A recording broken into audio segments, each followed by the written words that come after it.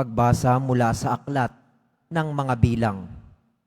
Noong mga araw na iyon, nakita ni Balaam ang kampo ng Israel. Sama-sama bawat lipi, nilukuban siya ng Espiritu ng Panginoon at siya'y nagpahayag.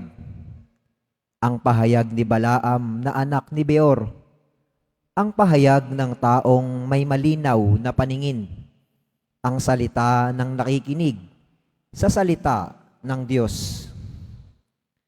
Nang nakakakita sa pangitain, buhat sa makapangyarihan, nang nabulagta sa lupa, gayon may nanatiling malinaw ang paningin.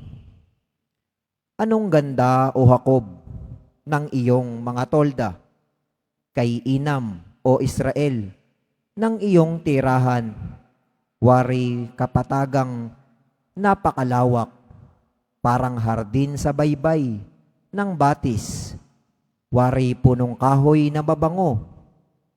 Itinanim ng Panginoon, mataas na punong sedro sa tabi ng mga bukal. Ang tubig ay umaapaw sa lahat niyang sisidlan. Kapangyarihan niya'y madarama sa lahat ng lugar. Ang hari niya ay higit na malakas kaysa kay Agag, at ang kaharian niya ay napakalawak. Muling nagpahayag si Balaam, ang orakulo ni Balaam na anak ni Beor, ang orakulo ng taong may malinaw na paningin. Ang pahayag ko na nakikinig sa salita ng Diyos at nakababatid sa kalooban ng kataas-taasan, nakikita sa pangitain ng makapangyarihang maaaring mabuwal ako, gayon may malinaw ang aking paningin.